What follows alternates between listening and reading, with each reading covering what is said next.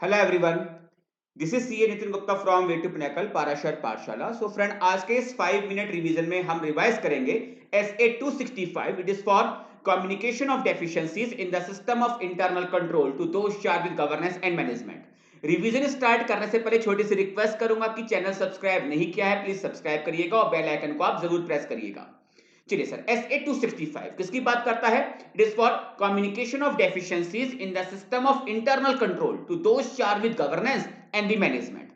बच्चे देखो, जब मैं SA 315 में एक अंडरस्टैंडिंग ऑब्टेन कर रहा था एंटिटी की, उसके एनवायरमेंट की और उसके इंटरनल कंट्रोल की, तो इंटरनल कंट्रोल की जब मैं अंडरस्टैंडिंग 315 में ऑब्टेन कर रहा था तो मुझे वहां पर इंटरनल कंट्रोल की डेफिशिएंसी आइडेंटिफाई हो सकती है।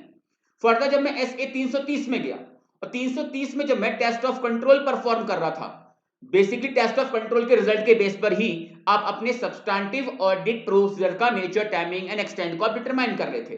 तो मैंने वहां पर टेस्ट ऑफ कंट्रोल परफॉर्म किया था। टेस्ट ऑफ कंट्रोल परफॉर्म करके भी आपको इंटरनल कंट्रोल की डेफिशिएंसीज आइडेंटिफाई हो सकती हैं।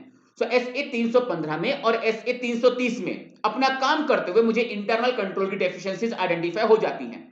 अब जो डेफिशिएंसी आपको आइडेंटिफाई हुई है, इन्हें कम्युनिकेट करना है आपको those charged with governance and the management. Sir, अब बात यह है कि जहां पर डेफिशिएंसी का मतलब क्या है, तो कंट्रोल होते हैं आपके preventive control, detective control, corrective control. If these controls are not properly designed और if these are properly designed but not operating effectively, तो इसे कहा जाता है डेफिशिएंसी। फर्दर SA 265 आपको एक मीनिंग बताता है सिग्निफिकेंट डेफिशिएंसी का भी। तो ऐसे डेफिशिएंसी या डेफिशिएंसीज का कॉम्बिनेशन जो आपको लगता है कि दोज चार्ज विद गवर्नेंस की नॉलेज में, उनकी अटेंशन में, उनकी मेरिट में होनी चाहिए, तो उन्हें कहा जाता है सिग्निफिकेंट डेफिशिएंसी।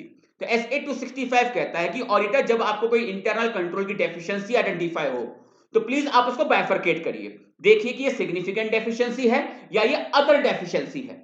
अगर ये सिग्निफिकेंट डेफिशिएंसी है तो आप इसको दोष charge with governance and management को बताएंगे टाइमली मैनर में। सर, पहले किसको बताना होगा? तो ये ऐसे क्लियर आपकी चॉइस पे छोड़ देता है कि पहले आप मैनेजमेंट को भी बता सकते हो, पहले आप ये दोष चार्ज विद गवर्नेंस को भी बता सकते हो। लेकिन जो डेफिशिएंसी आपने देखा कि सिग्निफिकेंट नहीं है, अदर डेफिशिएंसी है, तो दोष चार्ज विद गवर्नेंस तक तो आपको कम्युनिकेट करने की रिक्वायरमेंट नहीं है। लेकिन क्या सर मैनेजमेंट को बताना है? अगर आपको लगता है कि मैनेजमेंट की नॉलेज में होना चाहिए और पहले इनकी नॉलेज में किसी और ने नहीं बताया हुआ, तो ठीक है, ऐसी अदर डेफिशिएंसी आप मैनेजमेंट को कम्युनिकेट कर दीजिए। अब बात है सर, इन्हें कम्युनिकेट करने का तरीका क्या होगा?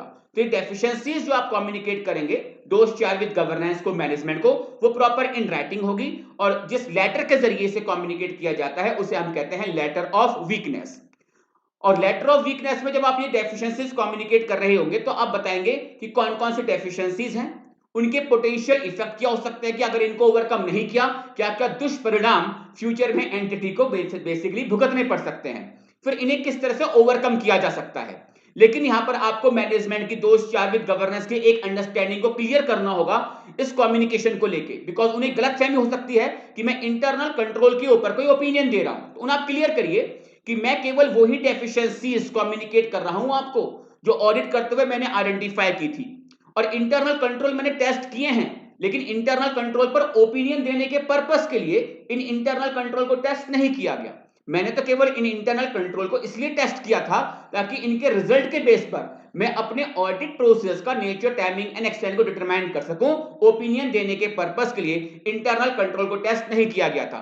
तो जब आप बेसिकली इंटरनल कंट्रोल की डेफिशिएंसीज कम्युनिकेट करते हो मैनेजमेंट को, दोस्त चार्ज विद गवर्नेंस को, तो क्लियर सारी बातें ये आपके इस लेटर ऑफ वीकनेस के अंदर आनी चाहिए। तो मैं उम्मीद करता हूं बेटा कि बहुत छोटे समय में आपको इस SA का एक कंप्लीट रिवीजन यहां पे देखने को मिला होगा। और ऐसे ही रिवीजन को देखने के लिए बस छोटा सा काम करना है, चैनल सब्सक्राइब करना है, बेल आइकन को आपको प्रेस करना है। Thanks to all of you.